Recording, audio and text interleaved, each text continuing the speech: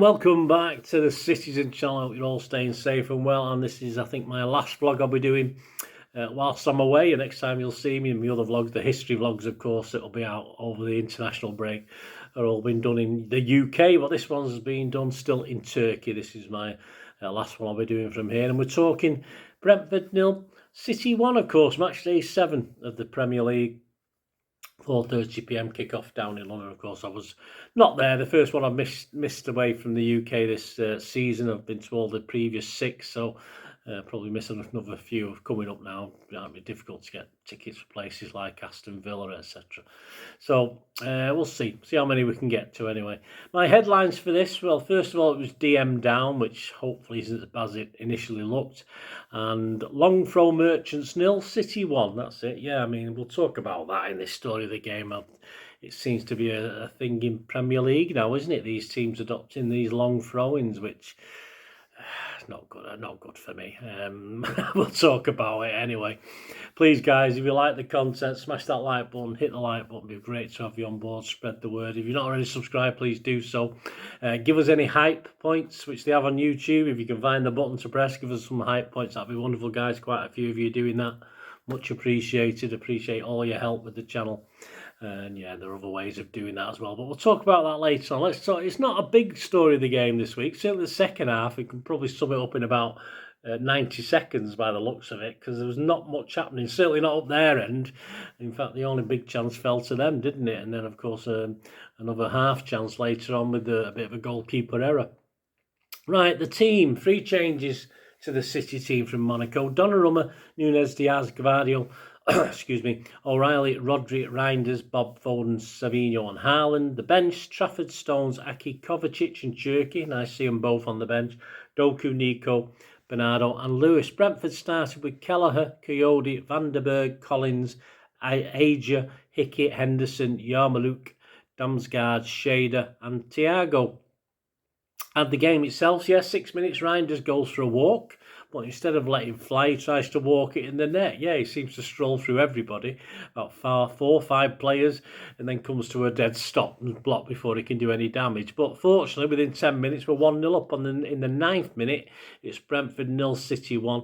Gvardiol, it was a dangerous clip, but Haaland still had plenty to do. He clipped it over the top. And of course, Haaland playing on the shoulder of the last defender sort of muscles Vandenberg away before then shrugging him off. It's about 6 of one, half of the other. Nothing wrong with that from a football point of view. He takes his moment to adjust. And yeah, I mean, the goalkeeper seemingly was positioned correctly, but he managed to smash it inside the near post. So perhaps Kelleher might feel a little bit he could have done better, but you know, when you hit it like that from that close in, the goalkeeper, if he's not perfectly positioned or has got reflexes of a cat, can't do anything about it. So a great goal from Haaland. He did lots of work to score that. A nice ball through from Guardiola, but Haaland had loads of work to do. And we're 1-0 up, and we didn't know then that would prove to be the only goal of the game. 15 minutes, a regulation Reinders Skyer. Yes, he always seems to get one of those. Núñez strolls past his defender before playing the ball to Oscar Bob on the right. And Bob fires the ball to Reinders, who lays it off for Phil Foden to strike first time as well. And the Foden hits it straight at the keeper. So really should have done better with that. Not much pace either. It wasn't as though he blasted it straight at the keeper. So yeah, it could have been a chance for 2-0. 20 minutes, of course, Rodri goes down and face like a slapped arse because he knows it's thankfully it was only his hammy, so it might not be too bad. But Gonzalez, of course, strips off and gets on the pitch a little bit earlier than I think Pep planned and we all thought. 27 minutes, Foden shoots tamely again when there are other options open. He should have perhaps been looking for other players in and around him as well. 29 minutes, Reinders plays a nice through ball to Bob.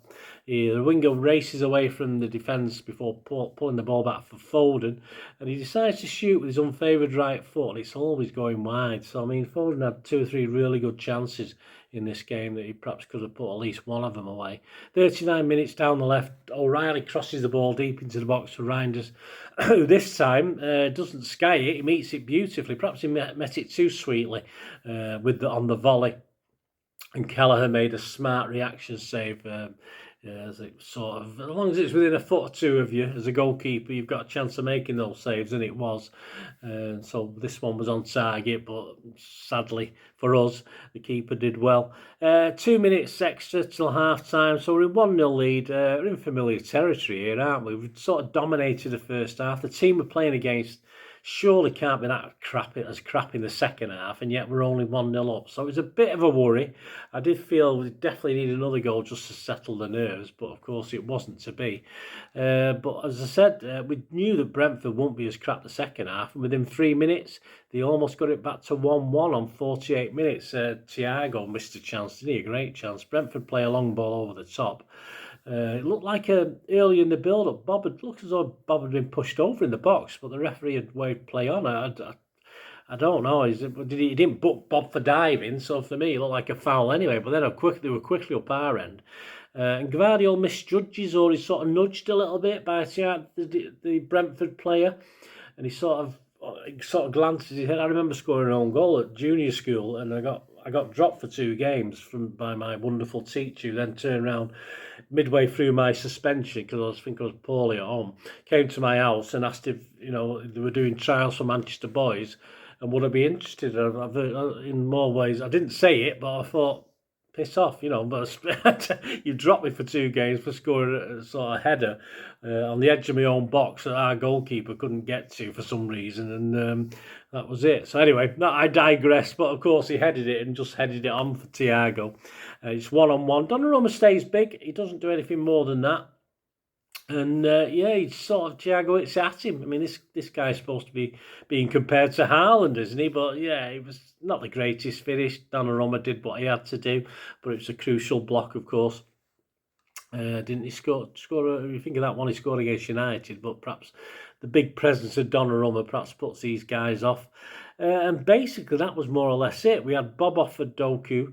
Bernardo on for Reinders on 76 minutes. 77 minutes, Nunes was booked for not retreating from a free kick, so the player just shot it at him, and he got the booking. 83 minutes, O'Reilly's booked for taking too long over a throw-in. But Brentford can seemingly take 5 minutes over their multiple long throws, but we waste a bit of time. They wasted just as much of time lining up and toweling the ball down, which I didn't think was allowed.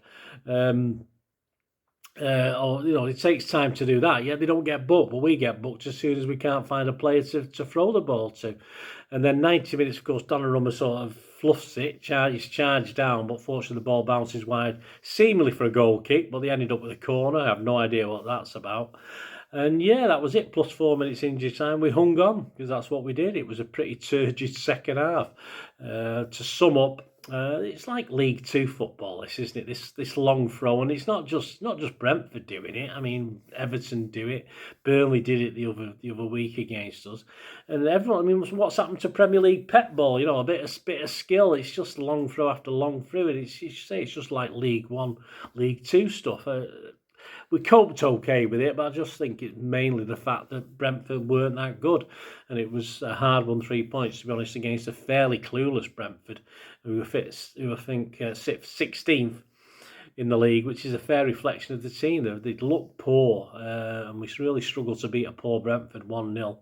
And they had the only real chance in the second half. We could have easily drawn or lost that game, which is.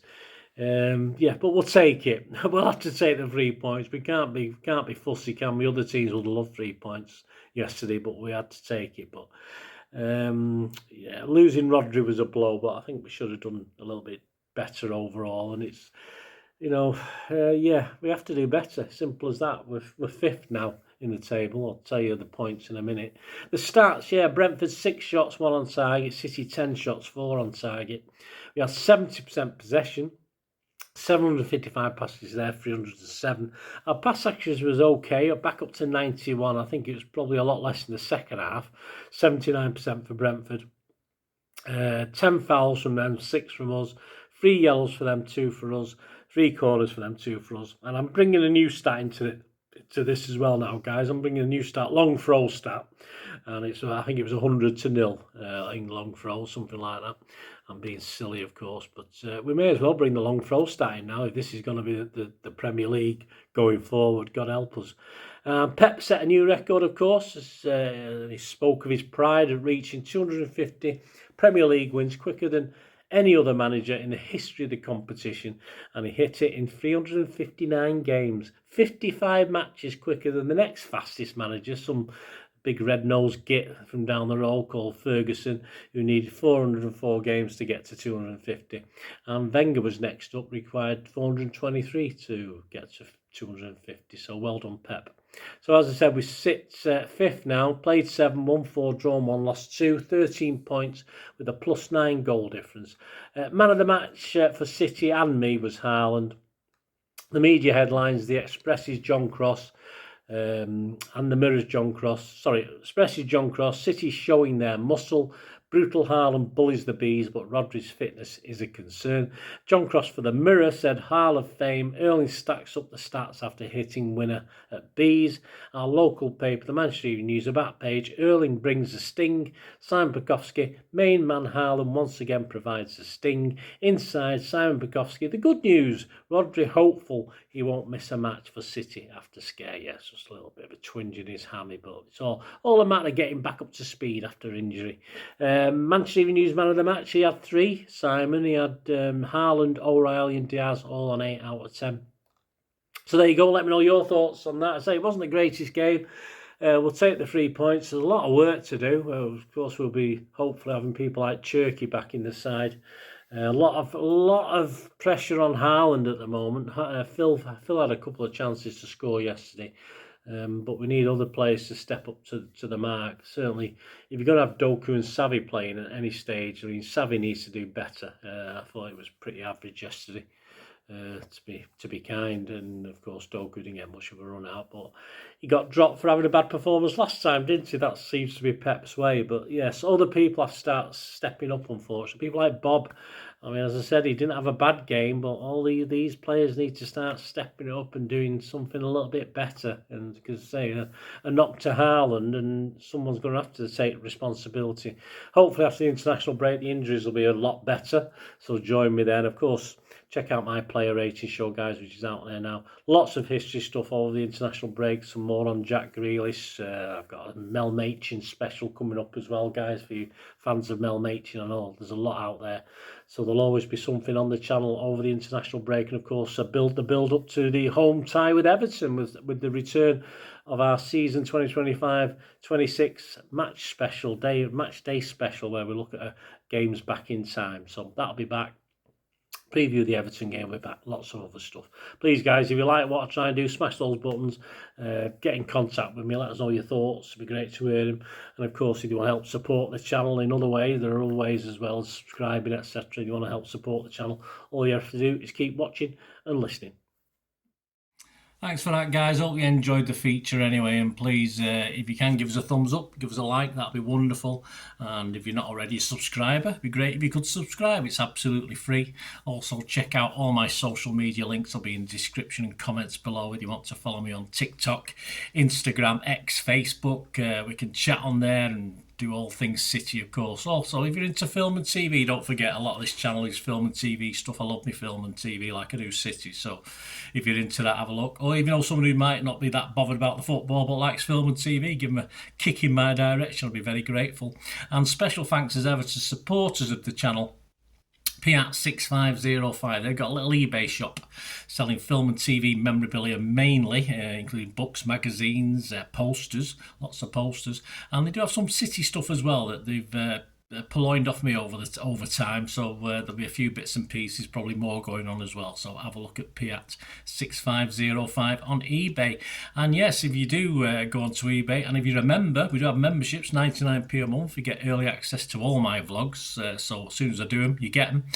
Sometimes it could be months before they're published generally, so a lot of the history stuff, so you have access. The membership gives you access to that. It gives you 10% extra off at Piat6505 if you want to buy any of that memorabilia, so that you can actually gain that from being a member and support the channel. That's a great way of supporting the channel, of course, like watching the ads on the original thing that you've seen now, my original feature. That'd be fantastic.